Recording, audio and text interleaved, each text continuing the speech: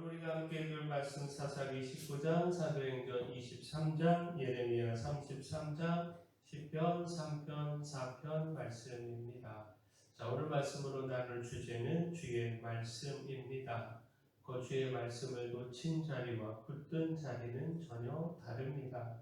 한쪽에는 죄와 절망이 담고요, 다른 한쪽에는 소망과 용기와 평안이 있습니다. 자, 오늘 말씀은 우리가 왜 끝까지 주님의 말씀을 붙들어야 하는지 분명히 보여주는데, 자, 먼저 말씀을 떠나면요, 죄와 타락만 남습니다. 사사기 19장은요, 베냐민 지파의 성읍 기브아에서 일어난 끔찍한 범죄를 기록합니다. 사사기 19장 1절에 이스라엘의 왕이 없을 그때에 라고 하는 말씀은요, 왕이신 하나님의 통치를 거부하고 사람들이 자기 생각대로 살아가던 사사시대의 어둠을 그대로 보여줍니다. 곧 한 레위인이요, 자신을 떠난 친정으로 돌아간 첩을 데리고 에브라임 산지로 돌아가다가 기브아에 머물게 되었습니다. 그러나 그들을 영접하는 사람이 없어 성읍 광장에 앉아 있어야만 했습니다. 나그네를 돌보라고 하는 하나님의 말씀이 이미 사람들의 삶에서 외면당하고 있었던 겁니다. 자, 뒤늦게 한 노인이요, 그들을 집으로 맞아들였지만 성읍의 불량배들은 레위인을 끌어내어 욕보이려고 했습니다. 더 큰 문제는요, 그 악행을 막는 과정에서도 생명을 존중하거나 말씀을 따르는 모습을 찾아보기 어려웠다라는 겁니다. 집주인은 자신의 딸과 레위인의 첩을 대신 내어주겠다고 했고, 레위인은 자기 첩을 밖으로 내보냈습니다. 불량배들은 그 여인을 밤새 능욕했고 결국 그녀는 죽고 말았습니다.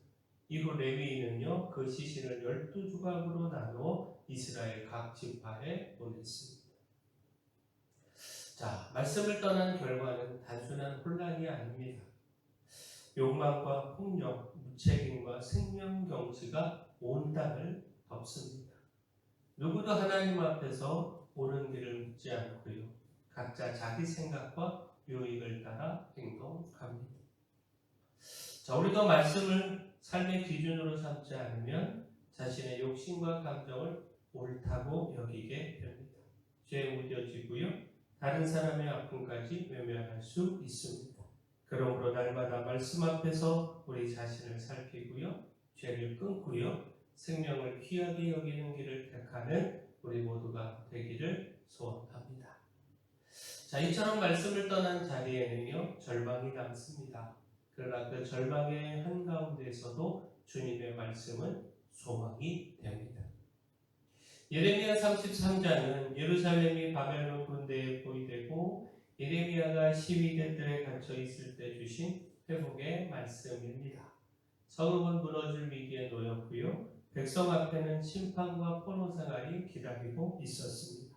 그러나 하나님은요, 멸망으로만 끝내지 않겠다 하셨는데, 자, 예레미야 33장 6절에서 8절까지 말씀 보면, 그러나 보라, 내가 이 성읍을 치료하며 고쳐 낫게 하고 평안과 진실이 풍성함을 그들에게 나타낼 것이며, 내가 유다의 포로와 이스라엘의 포로를 돌아오게 하여 그들을 처음과 같이 세울 것이며, 내가 그들을 내게 범한 그 모든 죄악에서 정하게 하며 그들이 내게 범하며 행한 모든 죄악을 사할 것이라. 아멘. 하나님께서 약속하신 회복은 무너진 성읍을 다시 세우는 데서 끝나지 않습니다.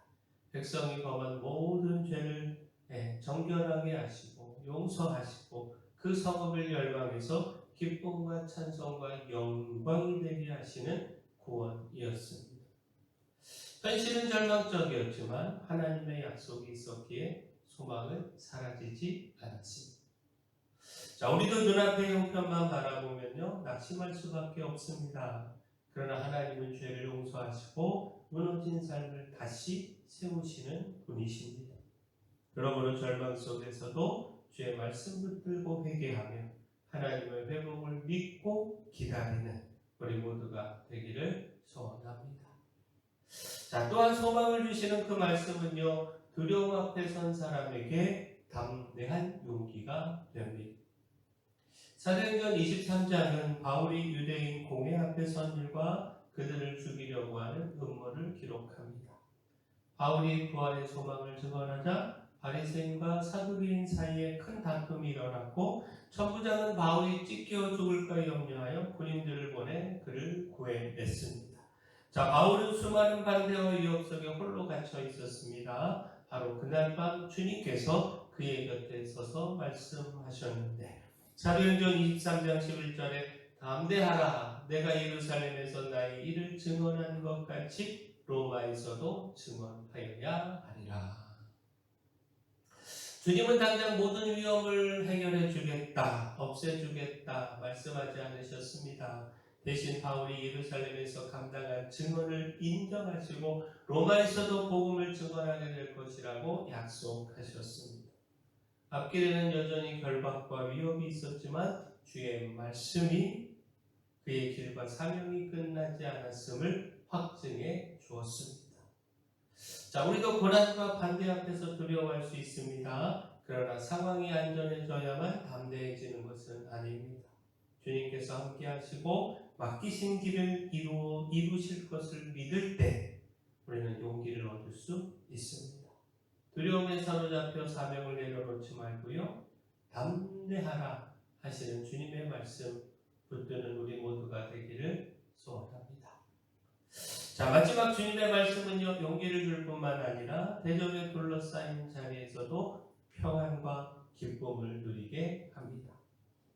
자, 시편 3편은요, 다윗이 아들 압살롬을 피해 도망할 때 드린 기도입니다. 수많은 대적이 그를 둘러싸고 있었지만 다윗은 하나님이 자신의 방패와 영광이며 머리를 드시는 분이시라고 고백했습니다. 시편 3편 6절에 천만인이 나를 에워싸 진친다 하여도 나는 두려워하지 아니하리이다. 시편 4편에서도 다윗은요 곤란한 상황 속에서 하나님께 부르짖었습니다. 그는 세상이 주는 풍요보다 하나님께서 마음에 주시는 기쁨이 더 크다고 고백했습니다.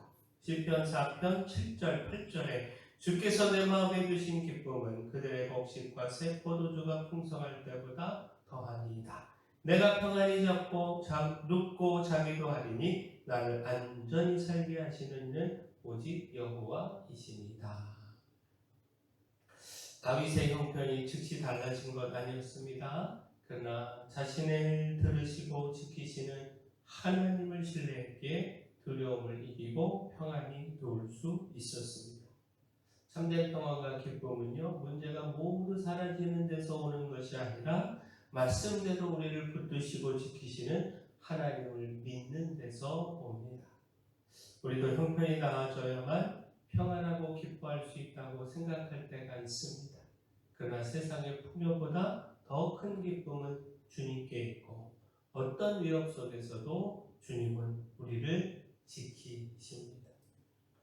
염려와 두려움을 품은 채 홀로 견디지 말고 주님께 기도할 때 아직 상황이 변하지 않았어도요 평안과 기쁨을 누릴 수 있습니다.